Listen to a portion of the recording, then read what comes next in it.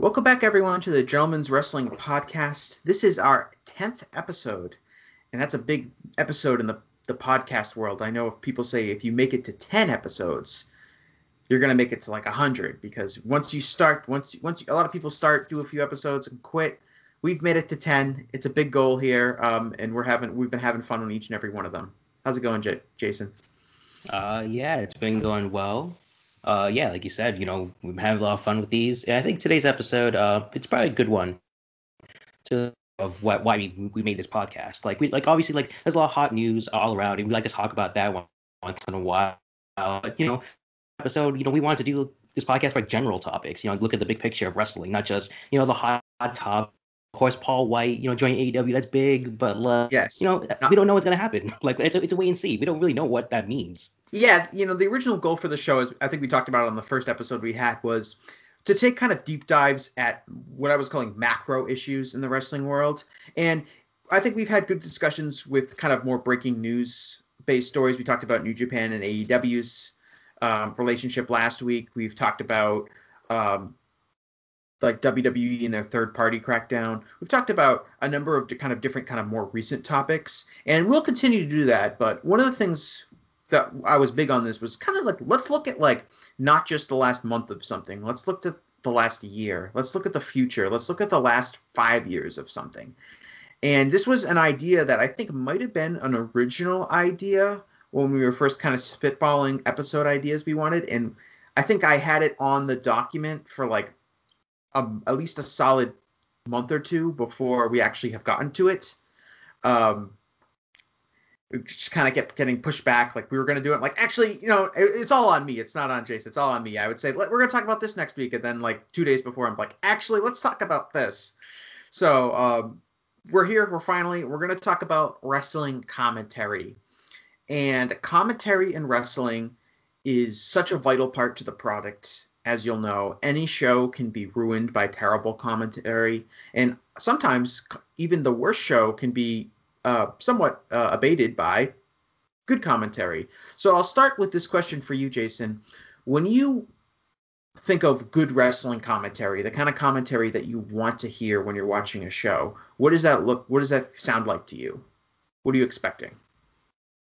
I guess without naming names, just like a general sort of thing. Like commentary's job should be to really tell the story of a show, and then even deeper than that, just the story of a match. You tell the storylines, you tell like the motivations of the characters, because especially, I think this big thing where everyone's talking about, like, you want to attract mainstream fans, you want to attract non-wrestling fans, because obviously the hardcores, they go watch the shows, they understand the stories, but for the casuals who just watch, like, let's just say WrestleMania is coming up, so someone who's watching WrestleMania, they may not have kept track of every week of Raw. You have to tell that story of, like, let's say Roman Edge. Why are they fighting? You have to explain all that. And then while the match is going on, you keep telling those story beats of the match. It's nice to be an encyclopedia of knowing all the history and all the moves, but still, like, that's not always like 100% what you need to do. As long as you're telling the story of the match, everything else is just extra. If you know like a Orihara moonsault or anything else Excalibur sort of deeply, talks about, that's just extra. I don't think that's really required per se for every commentator. Yeah, I think there's a key distinction, I think, when it comes to talking about commentary, in that for people like you and me, Jason, and probably the people who are listening to this podcast, we're hardcore wrestling fans. We don't need the storyline always explained to us. We understand what's going on. And what we're going to get out of commentary is going to be different than what maybe the aim for commentary should be, which is kind of what you were touching on. Commentary should be getting the product over and explaining things to viewers who maybe don't know everything that's happening. Now, there's a fine line. You can, talk to the hardcore fans, and you can call moves, and you can do that kind of stuff, and maybe you can skip over something now and then. But I think the general rule when it comes to commentary is that when you are a commentator in wrestling, and this is different than probably any other form of sports commentary, when you're commentating wrestling, you are a salesman or saleswoman. You're in sales. You are selling the product that is on the screen to your viewer.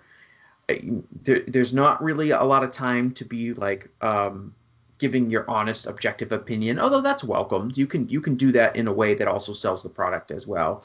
But you're really about putting over what's happening in the ring, what's happening with these characters, how great everything is. Like, you should be talking about how great everything is. I know with like punditry, you shouldn't be doing that.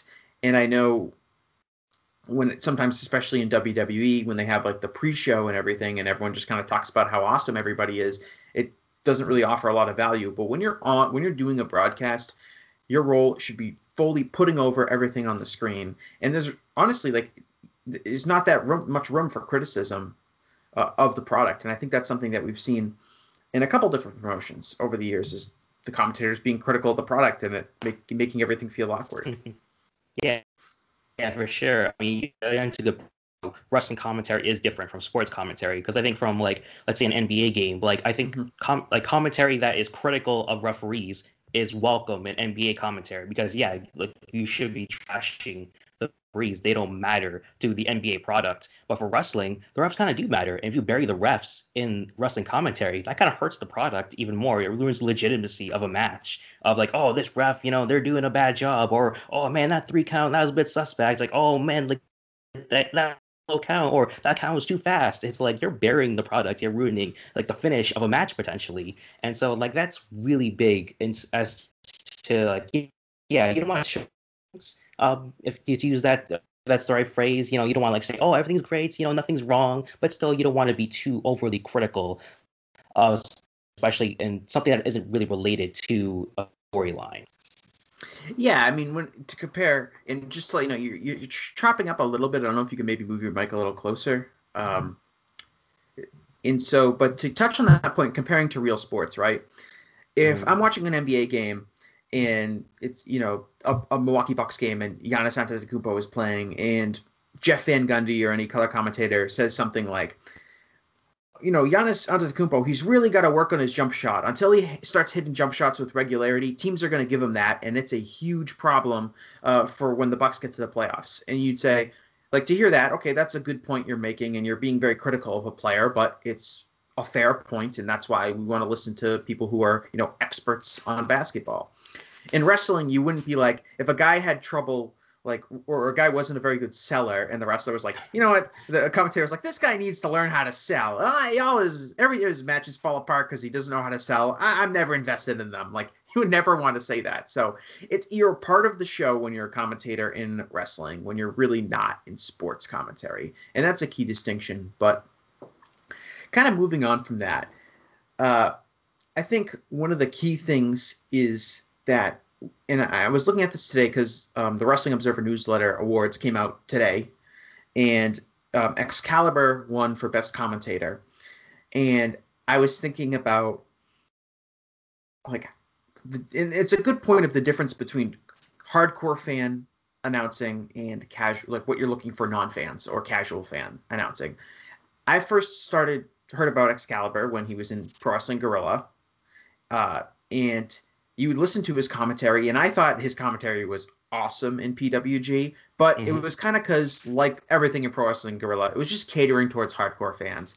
He'd be on there, he'd be calling out all the moves, but he'd be making all these jokes. He'd be, him and whoever was on commentary with him would be like laughing when guys botch spots and doing all this stuff. It was very different than what you would see anywhere else. And we all got it. I liked it because I got it, but it was obviously for a very limited audience. Flash forward to him being on Dynamite, and now he's the lead announcer for a show that's on TNT. It's a completely different ballgame. He is there to use his legitimate expertise, knowledge of, the modern wrestling product, because he's paired with two guys who are from a different era that are just not going to have the same perspective as him, and he's carrying the show by using all that knowledge. But he's a very different personality. He's so professional. He's so much more, it's just a totally different ballgame, and he deserves it. He deserves the award, because if you take him off those shows, I mean, those broadcasts would be totally, totally different.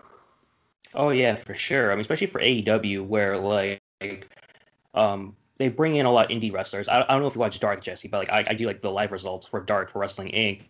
And so yeah, I listen to Excalibur all the time, like talking about these indie wrestlers who most people, they're not going to know who they are, but for Excalibur, you can tell he really does a lot of research onto that, and Taz is a good foil to that, to sort of reacting to Excalibur well, as opposed to like Shivani and Jim Ross, who like Taz is kind of that era, but still they're even more old school, Ross and Shivani, compared to Taz, and so that works for Dark, where like Excalibur can really do all this research. He understands who all these indie wrestlers are, like Bear Country, or even like some other guys like VSK. Like he understands who they are, and so that really helps for a viewer to understand. Oh, okay, these are a legitimate deal. Like these people matter, not just enhancement talent, like in WWE, where a random enhancement talent that would Michael Cole know who they are? Maybe he did. He did research, but Vince McMahon, he doesn't really want you to do research on these enhancement guys. They don't really matter.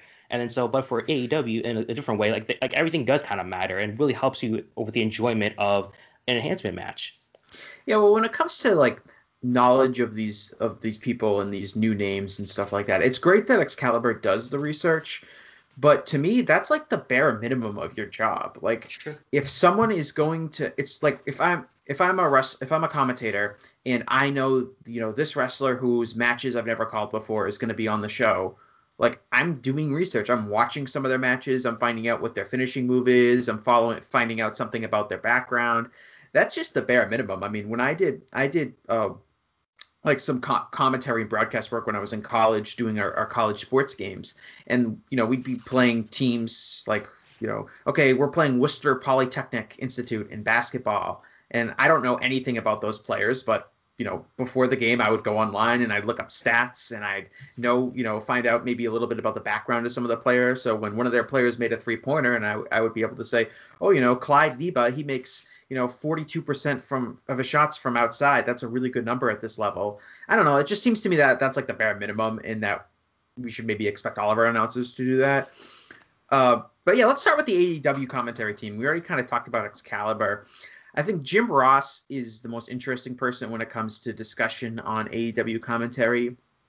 I think he's in kind of a weird position where I think people watch him very closely, or I guess listen to him very closely, and wait for him to slip up and wait for him to make a mistake. And then immediately we're on social media, Jim Ross, why he called Kenny Omega the WWE champion? And look, I get it. You don't want that. Like, you don't want stuff like that happening. But I also kind of feel a little bit bad for him because, look, the guy's been in the industry forever.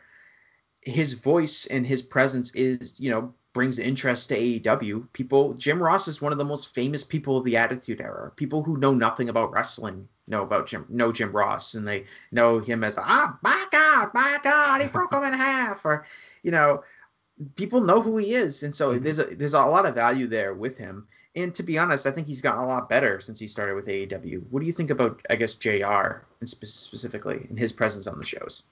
I mean, I think it was a smart idea to have the three of them on commentary. Like you have Excalibur, who represents today's era. You have Shivani from WCW, of course, JR from the Attitude Era. And so it represents a lot of these generations. And so on the surface, yeah, it is a really good idea. But yeah, I mean, stages, it was a bit rough. And I think that's just more to be expected. I think we talked about this before. AEW came with so much expectations that like we didn't really know what to get from it. And so like obviously everything was scrutinized, including JR's commentary. And he said some very cringy things at first, but yeah, I agree he has gotten better. And I think it's just a generational thing. He just comes from a different generation. Like it was nothing ever too offensive, at least to me anyway. Everyone's different, and if you have the right to feel offended of anything, but still, I don't think JR ever crossed the line per se to where the whole roster was going against him. Like every time JR did something wrong, the roster would be willing to forgive him, and I think. He hasn't reached past that line just yet, and even like these past couple weeks, he's been doing a pretty good job with what he's asked to do at least. Yeah, I mean, I find him fine. I thought at the beginning it was a little rough if he wasn't showing a ton of familiarity with everyone on the roster. He obviously knew some of the people on the roster, but as time has gone by, he's learned and he knows how to sell certain things. I'll give you a really good example, and this is a great example of commentary. And it happens in pretty much every John Silver match. So John Silver is a guy who I think people can acknowledge is pretty talented, but the big problem with him is that he's very short. Mm-hmm. And in wrestling, you're normally taught to emphasize the positive and mask the weaknesses. So you would think maybe we shouldn't talk about how short John Silver is because we all can see that that's a thing that might hold him back. Instead, what the AEW commentary team did when he's on screen is they just talk about how short he is all the time, but they put him over. They're like, this guy's so compact. Look, every punch he throws is like an uppercut because he has that leverage. He's like a bowling ball. All they do is talk about how short he is, but they're constantly putting over how it's an advantage for him. And when you're watching it, you're like, actually, the fact that this guy's short is actually helping him, and they're putting it over as this thing that benefits him, as opposed to this being seen as his weakness. And I thought that was like an excellent version of wrestling commentary, and all three guys did it, but JR was big on it. JR was like, look how good this guy is. He's like a bowling ball. You can't stop him. Like, oh, he's so powerful. He's got those low hips, low center of gravity. Like, it just goes on and on. And like, that is excellent wrestling commentary. And that's just an example. And that's what I see when I see a real strength of someone, what should be a weakness, and they just totally turn it into a strength and really emphasize it. And it comes across as honest because they're pointing out the obvious, but they're making it seem like a strength and not a weakness. So I will say, in the opposite side of that, Sure. with Riho, there was a really big emphasis on how, like, oh, the 98 pounder, oh, she's 98 pounds, oh, she's doing all this. Like, they did the same thing to her, but it never felt like a positive. Like, she's an established champion, and she's a former AEW champion. I know Samir Deeb was also a current champion. Riho, like, she's an established star. She's one of the original stars, and they kept putting her over as a 98 pounder. But it never felt like putting her over, as opposed to, like, what you're talking about with John Silver. Like, when they mention how short John Silver is, it really does feel like they are putting him over. But when Jim Ross kept pointing out how Riho's 98 pounds, oh, the 98 pounder, she's going up top. Oh, I don't know if her double stomp is gonna, like, actually do anything. It's like, no. Oh, like the double stomp that's her move. Like, that's supposed to actually do something. Like, you point out how small she is and then say her moves are ineffective. Like, it makes no sense. Yeah, and that's totally valid. The other thing with JR is that he doesn't say like outright offensive things, but for sure. he borders on it, and to me it just comes across as really awkward. Not offensive, but awkward. I'll give you an example. Really. He's like talking about like Chris Statlander, and like he says like Chris Statlander that is a big, strong woman, and then he says like, I don't mean that to be like, I'm just saying that she's a powerful athlete, folks. And I'm like, okay, Jared, like, reel it in. Like, you don't have to keep like, he's like, I want to cover my bases. I don't want to get canceled. And I get that. It's a legit concern. And there are people out there willing to take the knife out as soon as they feel like he did something wrong. But in turn, I'm like, dude, you can just say she's a big, strong athlete. We don't need like another like series of disclaimers you put after that to make it. We know what you're saying. We know what you're saying. I know what you're saying. The folks at home know what you're saying. That's one of those things. Schiavone's interesting. When they brought him in, I mean, we're not of the WCW generation, so I never really like thought of Schiavone as a great announcer. I've certainly had heard him many, many times in different videotapes and going WCW and before that NWA and even his run in the WWF. I never really like got it with him. Like I was never like Schiavone to me was never like an amazing announcer. He was good. He's got a great voice. He's got a good professional delivery, but I was never like, yeah, Tony Schiavone's coming back to AEW. And you know what? Part of that is a generational thing. I didn't have that attachment to him as a kid. But I've been really impressed by him on the broadcasts, and here's why. When he came in, he was clearly, I would say, like, I wouldn't say overwhelmed, but he clearly didn't know the modern product that well, and he didn't know a lot of these guys. He was kind of like the opposite of Excalibur, who was on top of everything, and why Excalibur is so important to that broadcast. But what Schiavone did was, all he did was just basically smile and talk about how great everything was.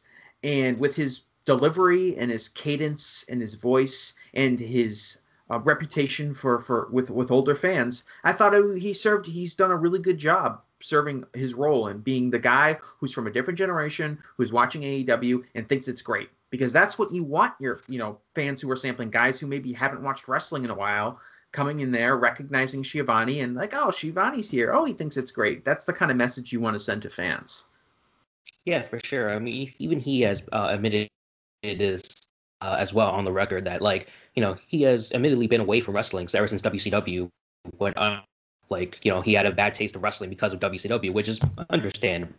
Understanding everything that went wrong in WCW, and so he took a lot of time away from wrestling. It wasn't until like Conrad, asked like, "Hey, let's do a podcast together," and he's like, "Oh yeah, sure." And then that's when he really started to get his foot back into wrestling. And so yeah, it's understandable why he's not into modern products, because yeah, he had a bad taste of wrestling for a long time, and yeah, to have him back, like, I really like him more as an interviewer, to be honest, with an announcer. Like, as an interviewer, he's really good at that and really brings back that wrestling interview that was away from mainstream wrestling for a very long time. Like, he just be in the ring, like, oh, here he's on the mic, he's interviewing people. Yeah, go ahead.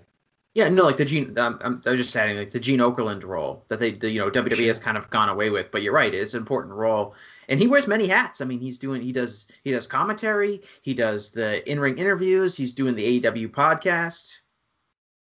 I mean, he's doing a lot of different things within the company. It's not like they use him sparingly. They lean on him to do a lot of stuff because he's a real professional. And when he wasn't doing wrestling, it wasn't like he was sitting at home doing nothing. He was doing, I think he was doing AAA baseball coverage, and he was doing broadcasting for University of Georgia sports. He was doing a lot of stuff. He's a real professional in the industry, and I've been really impressed by him. And I was someone who wasn't super high on him coming into the company. Yeah. Yeah, my video cut because I thought I had to sneeze, but that's why my video cut off for a second. But yeah, I definitely agree. Schiavone, he's even jokes about this on podcasts where he's like, "Oh, like, what do you do, Schiavone?" "Oh, I say, you're right, JR. You're right, Excalibur." Like, he admits, like, he doesn't really add a lot to commentary, and so, like, he's very transparent about himself, about his role in AEW. And I think he's just glad to be there and be around a very positive environment compared to where he was at the end of WCW. Yeah, and I think that's part of the knock on him, was like a lot of stuff I knew about Schiavone was he was the guy that was, calling terrible end of the line WCW action.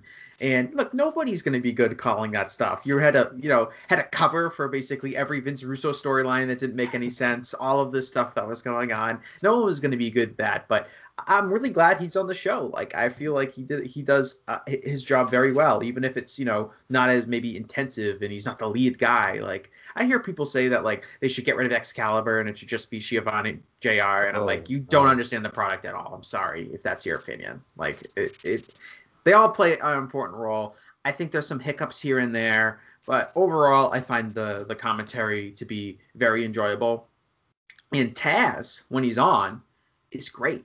I mean, in Dark, he's great. And because I always thought Taz was a good commentator, especially when he was in WWE. I kind of grew up watching SmackDown during the Michael Cole and Taz era of commentary before he ended up leaving to going to be the ECW guy. Mm-hmm. And then in Impact and TNA, I thought he mailed it in a lot, frankly. And again, that might be a symptom of having to, call Vince Russo come up with Vince Russo angles, or cover for Vince Russo angles. But when he's on the show, especially with Dark, him and Excalibur are almost my favorite commentary team, because he's like, again, Taz has credibility. He's a former wrestler, and he's up to date on the product. He understands the wrestling style, and he has a very scientific attitude. He was doing. I don't think he hasn't done them lately, but he did like the Technique by Taz videos where he'd like go really in depth on like why Jon Moxley's paradigm shift is such a devastating move. And I like those. They were like these 1 minute bits, but they made it feel like I was watching a real sport. Like, people will talk about like, this is why James Harden's step back is so good, and this is why Derrick Henry is so hard to tackle, and all these things you would watch in a normal sport. Seeing that in wrestling helps. And him and Excalibur have great chemistry, and they play off each other really well. I really enjoy Taz on commentary. If I were to pick like, what is your ideal commentary team for wrestling right now, I'd probably go with those two guys. Oh yeah, for sure. I mean, Taz, like, the biggest strength of him is that he understands when to be serious and when to go comedic. Like I think Mm-hmm. that's the important thing with commentary as well. I think some commentators they try too hard to be funny, and they try to add comedy into places that like aren't needed, especially Es- when you're like a serious main event match. Especially if they're playing the heel commentator role. Right, exactly. And I think yeah, Taz would be in that category as well, of a heel commentator, but he doesn't outright play a character per se. He's just Taz. That's what he plays. And he's obviously he's a heel when he's commentating guys for his guys like Ricky Starks, Will Hobbs, and Brian Cage. He'll put them over and be like a little heel Taz manager. But for other times, he'll be serious and then like he'll call out these judo moves that Tay Conti does. I always remark Yeah. at that. It's like, oh, he's naming what these moves are. Like, I have no idea. I just call them a judo throw when I write them down because that's how Weird I arm am. drag, yeah. Well, and here's the thing about being a heel commentator is I think everyone wants to be Bobby Heenan, everyone wants to be Jesse Ventura. They all want Yeah. that role. Everyone wants to be that guy. Um, but with Taz, and the way to do it correctly is that Taz is like 90% like neutral regular announcer, and then 10% of the Mhm. time he's a heel, and that really sells the idea that he basically plays this role that he can be objective. He's not playing a role. He's being, just a regular analysis that knows a lot about wrestling. And then one in every 10 opportunities, he just gets that little jab in, that little, heel slight. He might make a crack at the baby face. He might applaud cheating by a heel or something like that. And it really gets over. It's like, to the viewer, like, man, I like this guy. He can be smart and witty, but he's such a dick sometimes. And I feel like that's the ideal way to play it. I think when you're going heel constantly and you never give any of the baby faces any credit for anything, it becomes very tiresome and very boring for like, okay, this guy's just gonna hate on everything the baby face does, and now it's not a fun. It gets old really fast and not a fun part of the broadcast. And it's a balance I think Taz finds and not too many other people find it. Yeah, for sure. I mean, do you have anything else about AEW commentary, or do you want to maybe? I think we're probably hinting at a certain person, a certain heel commentator in WWE that has this problem. Yeah, I mean, we can. I'm pretty much done with AEW. We can go into WWE. Do you want to? Do you want to bury Corey Graves? uh, Um, I'll say this. At first, when Corey started, he was really good at commentary I think mostly because he was a breath of fresh air from what we were getting before, and he added a unique voice to the product. But I think I think it's just probably the Michael Cole effect. Mm-hmm. Michael Cole, he was good with Taz, but then you become more corporate and you have to deal with all Vince McMahon in your ear all the time and deal with all these sponsors and all these other things, all these different instructions. You become a character, and I think that's Corey Graves has become in these past like what five or so years or so that like he's gotten like a lot worse. Yeah, I mean, Corey Graves, I think, is clearly like a really smart guy, and he's a really quick thinker. Yeah, Like perhaps no one in commentary is as quick as thinking of as him because he'll come up with all sorts of covers for blown spots and rationale for things. And I think he's technically a very good announcer. But I agree on the heat. Like he's obviously going for heat, which is fine, but you can't do it all the time. And he's better than like JBL was at oh it yeah, for when it sure. came to that kind of balance, but I still think there's room for improvement. And yeah, I don't think Corey is a technically bad announcer at all, but I do think part of the problem, the reason basically all the WWE broadcasts are bad, are for a number of different reasons. Part of it's Vince McMahon, part of it's Kevin Dunn and the way that the show is produced. Part of it is just that the product is often very bad, so they have to cover for these things and have trouble explaining things with them. I think with Michael Cole, like Cole is a technically good announcer and is capable of high quality work, but I think he's someone that's just been on the air for a really really long time, and he's only been in WWE. Like with Jim Ross, Jim Ross starts his career in Mid South Wrestling in Oklahoma, Hmm. and then he goes to WCW, and then he's in WCW for a long time, and then he goes to WWF, and when he was doing the Attitude Era, he'd only been in the company for like 4 or 5 years, and he had been fired over during that time span because he he'd been doing like sporadically used. It wasn't like he was on every week for a long time. Like you could watch 95, 96, 97, Vince McMahon is the lead play-by-play guy, not Jim Ross. It's not really until Vince becomes Mr. McMahon that Jim Ross becomes the main guy. But Jim, he wasn't tired. He wasn't tired. Cole has been a staple of WWE programming for since 2000 or 99 was when he first started, when Jim Ross first took time off with his I think that was when he first came down with Bell's palsy. He or 90, I think it might have been 98, because Cole calls Mick Foley's first WWE Championship win in December of 1998. I know Cole's on the commentary there, and before that he was a backstage guy. And he's been with the company for almost for 25 years. And he's been a lead commentator for so long that I just feel like he's tired. And it's, he's been calling the WWE style for so long that he just hasn't. I don't think, I don't listen to Cole and I'm like, I hate Cole, he's terrible. But I'm just like, and I feel this way basically about all the play-by-play people in WWE. I just don't think they bring anything to the table. And that seems more of a symptom of the format than a symptom of the actual quality of the individuals. It's very easy to tune them out is basically it. Vic Joseph, I think Vic Joseph has the potential to be a good commentator. I think he's just never given an opportunity to do so. He's just stuck in that WWE style. We don't really hear Vic Joseph's voice that often on commentary.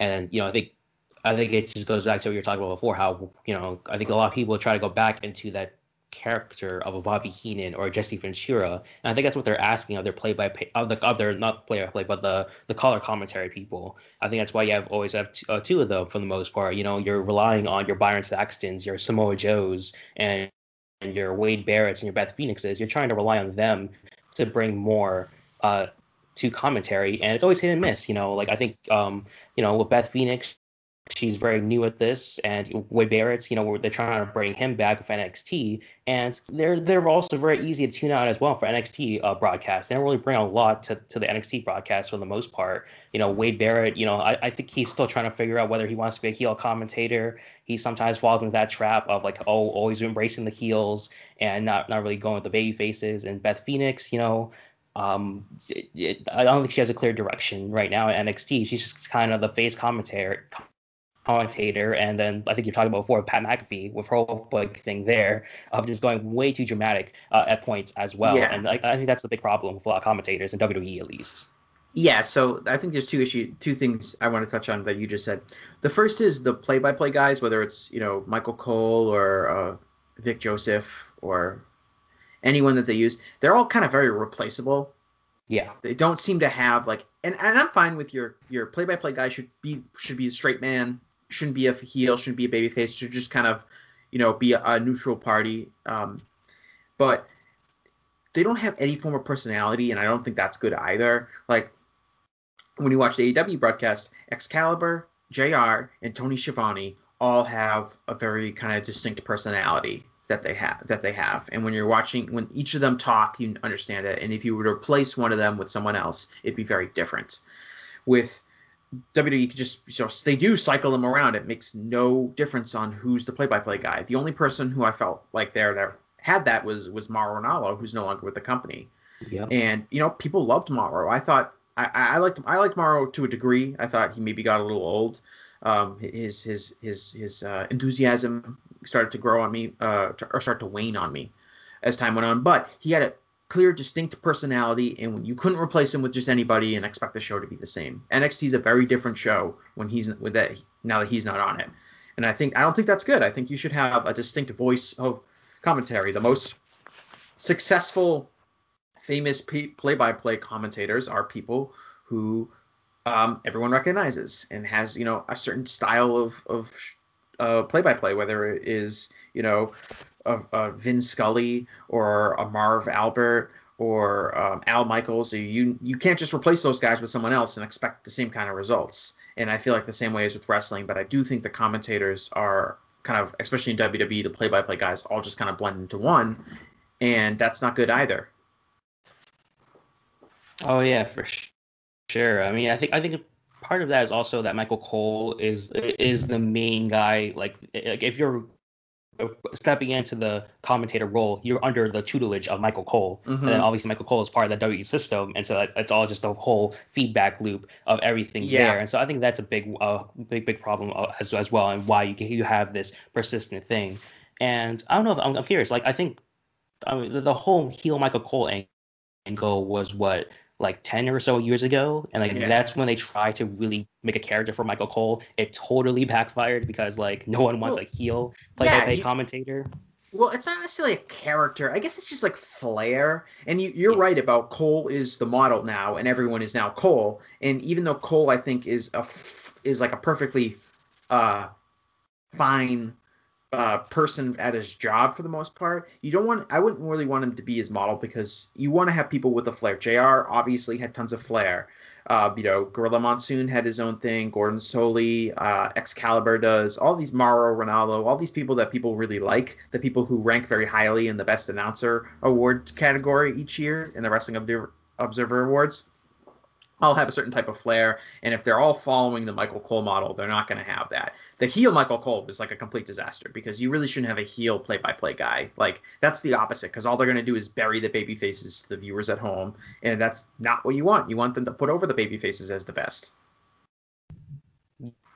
Yeah, I mean, it was completely backfired. Jerry Lawler, for a general public, he's very beloved, and so having Michael Cole try to bury and go after Jerry Lawler was just very much a bad move. And Michael Cole, he survived it. He's still, I think people have forgotten it, but still, I don't think it's actually helped his career that much.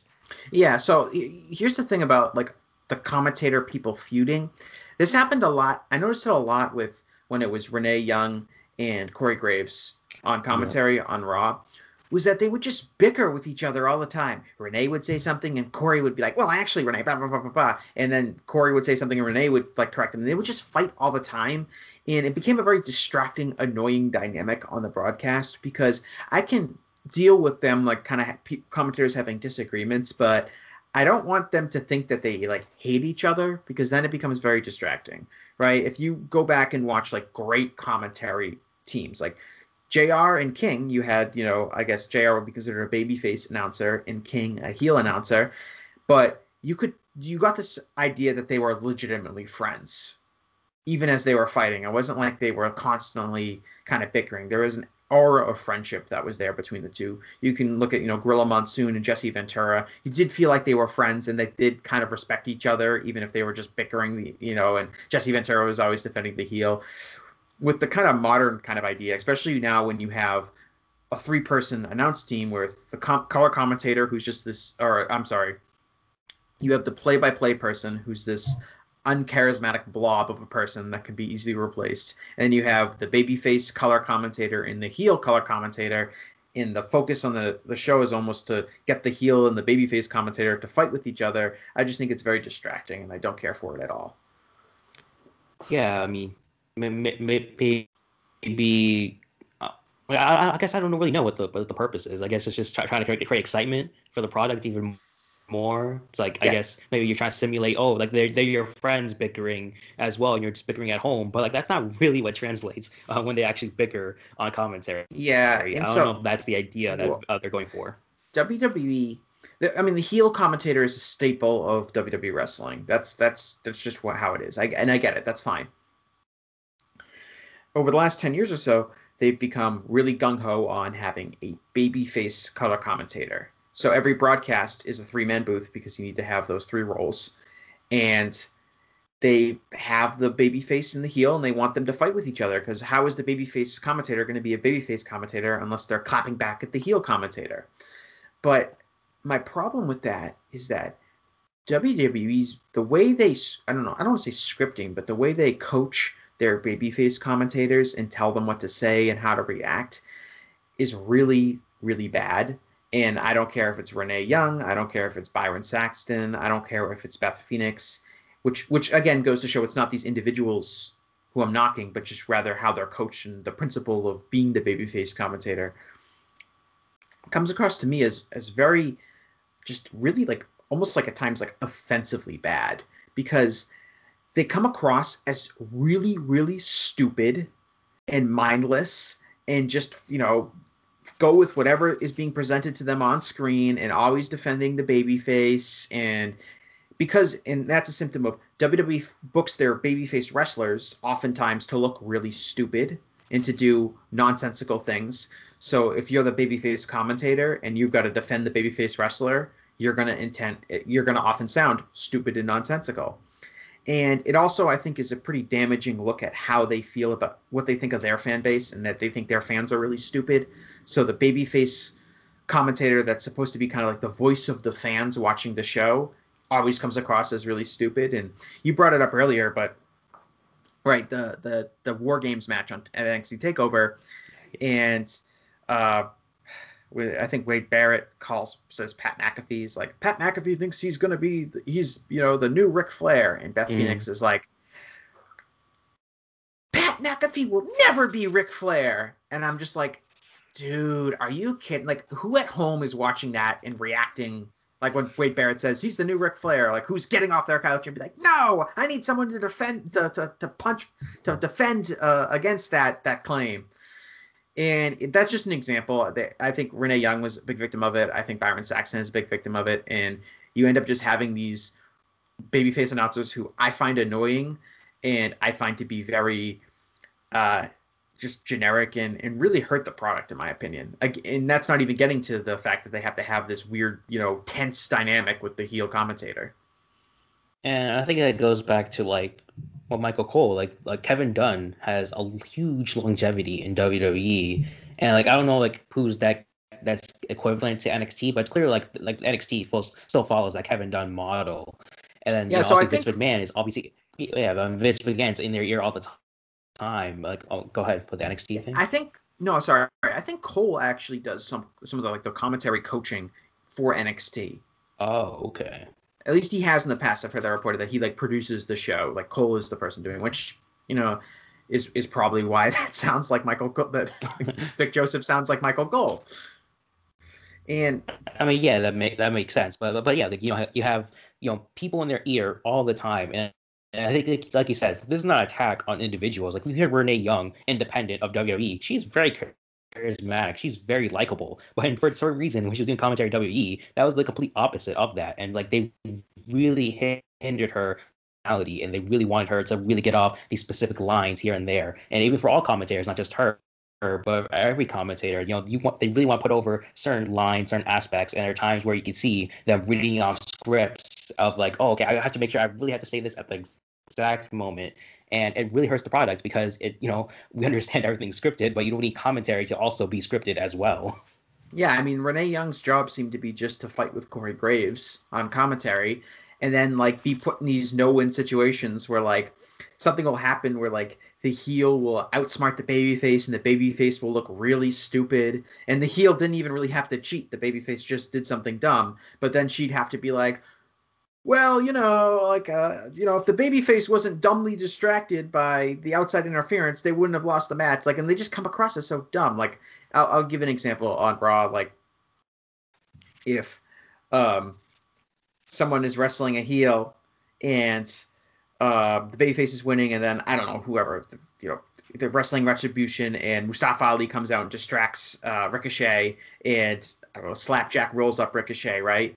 The babyface announcer will be like, "Oh, that Mustafa Ali distracting Ricochet. That's so wrong. He would have won that match if it wasn't And it's dude, Ricochet looked like an idiot. He just should have ignored him and continued winning the match. It's those kind of things, because WWE makes their babyfaces look stupid. In turn, it makes it almost impossible to be a babyface announcer defending the babyfaces without also looking stupid. Yeah, for sure. I mean, it's a big problem. It's not just the top, but then it hurts everyone else on the bottom. That's basically.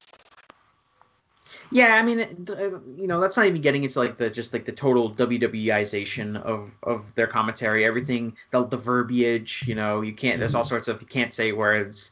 Everyone knows you can't say fans. It's the WWE universe. Everyone knows you can't say wrestlers. It's superstars. But it creates this very unnatural dialogue that makes WWE commentary stand out, and not in a good way. AEW has no problem mentioning this person is the IWGP or was IWGP heavyweight champion, or this person, the Impact champions, or they'll talk about people's pre AEW career.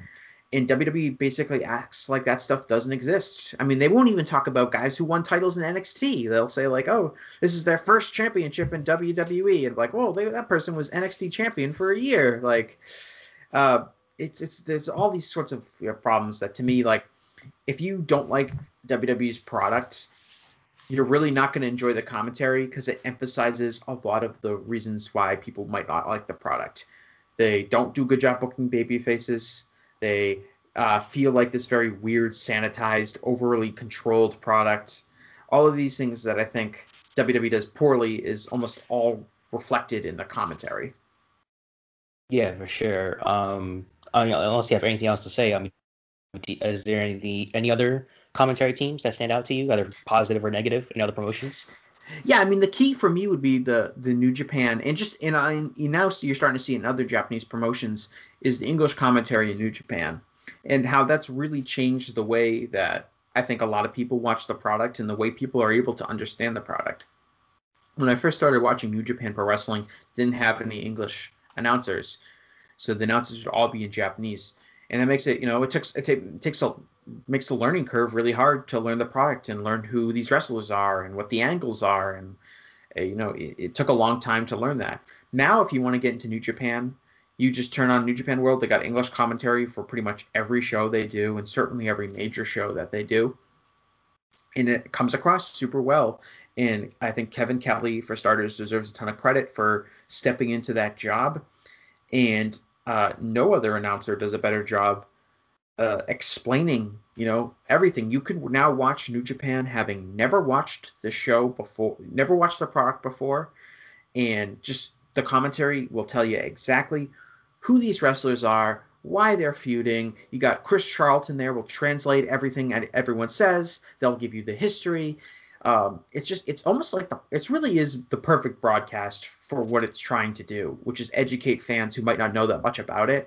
And it's really fantastic. And it totally, to me, has changed the way that I was a big fan of the Japanese announcers. Once I got up to speed and I didn't need to be told about who, Yuji Nagata was, I loved the enthusiasm, and I loved the way how dramatic they were with the calls, even though I didn't really understand the language at all.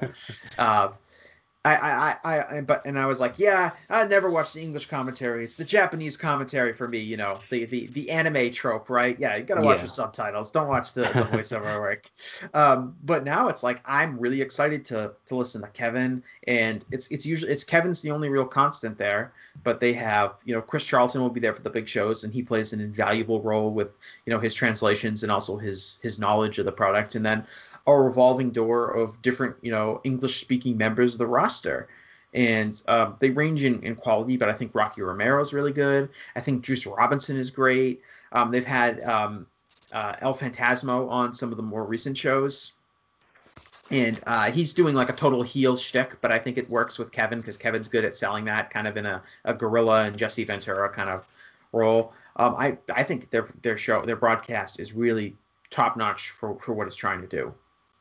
Yeah, 100%. Like Kevin Kelly, like first shout out to him. Like he's over in Japan, like for months away Yeah, from his family in the US. And he's like, just staying in there doing the job for English commentary. Like shout out to him. Like that is, I can't imagine being away from your family that long. Just doing, commentary for Japanese matches, all these Road 2 shows that like most people aren't even watching. Like I can't imagine that. But shout out to him. He's doing a fantastic job. And like you said, like he has changed English commentary for New Japan in a fantastic way. And even like all the other people, like LP, like when he was on commentary, like you could tell like he was doing all this shtick, but then there were subtle moments where you could tell like Kevin's like really trying to get him to focus and really trying to get things going. But even then, like, LP, like he did a good job of not interrupting the main event matches that he was on. Like he would have his shtick for the undercard, which is fine, like that's whatever. But then he would really relax it, probably from Kevin's direction for the main event matches. And yeah, like you said, Chris Charlton, just being like that Excalibur of sorts with the New Japan products, like Chris Charlton he's also an encyclopedia of New Japan knowledge. Like he knows yeah. everything. and he's not even like a and he's broadcaster. explained the Kamigawa. Oh yeah, exactly. Like it's just incredible. I think I was listening to the Super J cast and they're commenting on that. Chris Charlton was like a fan of the product. He wrote a whole book about Yeah. New Japan's history, and then like just incredible how he leveraged that into a role on the New Japan broadcast team. Like it's just incredible the team that they have. Yeah, well, they clearly put, New Japan has clearly seen, and it makes total sense. You can't look at their growth in the United States and growth in this country and around the world and not think that having the English commentary is a huge reason. It's how people are able to get into the product. When I first started watching it, like there was a really high barrier to entry. It took a lot of work to understand the product.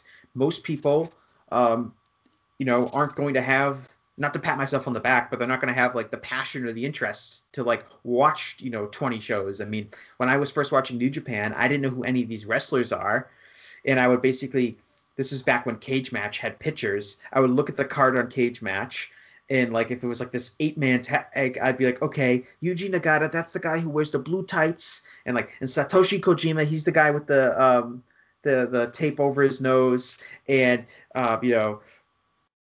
Tomoaki Honma is the guy who wears kind of like the Hulk Hogan colors. Like I would just like have to come up with all these little things to remember who these people were over and over again. And now you don't even need that because the commentation's there. And it just, I think, totally opens up the product to so many more people. And Charlton, Charlton, I believe, he's from the UK, obviously, if you listen to his voice.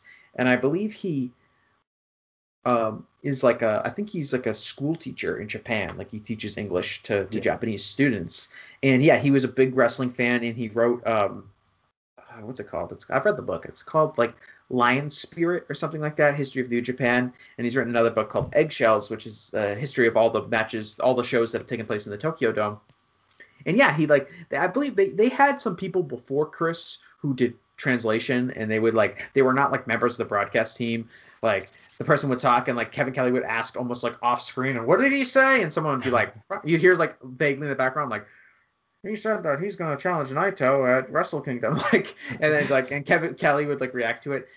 Chris is on the broadcast, and he's he's not just translating, he's bringing history. He's funny, like he's a real like natural, and he's like stumbled into it accidentally. Like it's almost like he just showed up one day and he's like, yeah guys, I can translate for you, and he's kind of grown into the role. And and you're starting to see other Japanese promotions that are looking to attract an English fan base adding English commentary, and I think that's fantastic because you're seeing a lot of different kind of commentaries. I think Dragon Gate has they did start at adding like a few I think like a year or two ago they started. I think Larry Dallas was one of the people that they brought in, and then when the pandemic happened it became a bit much more challenge. But I've been watching their shows over the past year, and I believe it's Jay Church, I want to say, is the guy who's doing English commentary, who's a Japanese resident and speaks Japanese, and obviously English is his first language. And then of all people, Ho Ho Loon, a former Cruiserweight Classic fame, who works in Dragon Gate now and is from Hong Kong, so he speaks English, do the commentary. And you know what?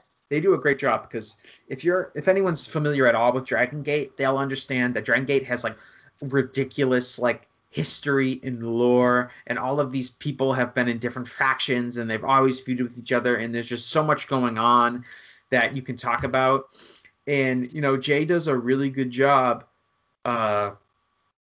talking about that and putting over the different angles and telling me why these groups are feuding with each other. And I don't know everything about Dragon Gate history. I didn't know that like Naruki Doi was partners with this guy 10 years ago, but then they had this huge feud, in 2008, and they've hated each other ever since. Like, I just, like the moves. And Ho Ho Loon is actually great as the guy who basically knows nothing about the product, but he basically asks questions that end up like helping you, the viewer. Like Ho Ho Loon be like, oh, why is that guy, why aren't those guys getting along? And then Jay Church will be like, well, I can tell you, because back in this, and like explains it to the viewer. And he Ho Ho Loon's kind of like the viewer sitting at the table next to Jay Church and would ask how you would ask them questions for information. And I know Pro Wrestling Noah has tried English commentary. I don't think it's been as successful as Dragon Gates.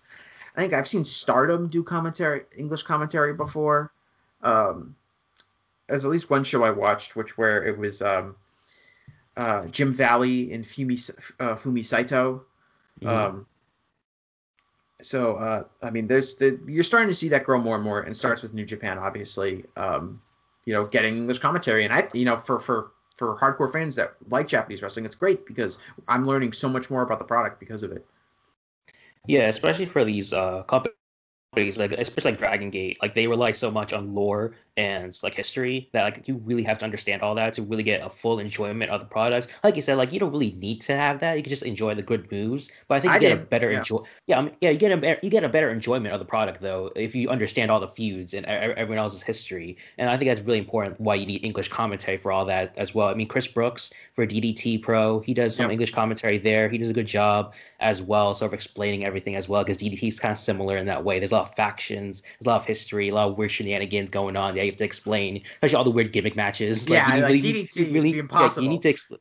Yeah, exactly. You need to explain these gimmick matches that people understand what the finish actually is. Yeah, and like Dragon to use Dragon Gate, going back to Dragon Gate, and like they don't even do like calling a Dragon Gate match seems like an impossible task because every Yeah, match is just like an 8-man tag where everyone wrestles at breakneck speed and does all these complicated moves that all have their own individual names. Like it's almost impossible, and they like. I guess from what I've seen for the Dragon guys, it's not like they try that hard to do it, like call every move, which is fine because you don't have to do that. I've got eyes. I was watching the show when I didn't know what any of the moves were called anyway before, so it was fine. And they just kind of go into the history and lore, and I can't even imagine. I haven't heard Chris Brooks commentary on DDT shows. I don't follow DDT that closely, but I can't imagine that the shenanigans that go on in that promotion, and like imagine trying to sell that. It almost functions better without commentary. It's not an enviable task, but yeah, I mean it's really good. I'm really surprised that we haven't seen like obviously Mexico is kind of dead, but as far as when it comes to wrestling product right now due to COVID, but I haven't seen a lot of good English commentary for Lucha Libre.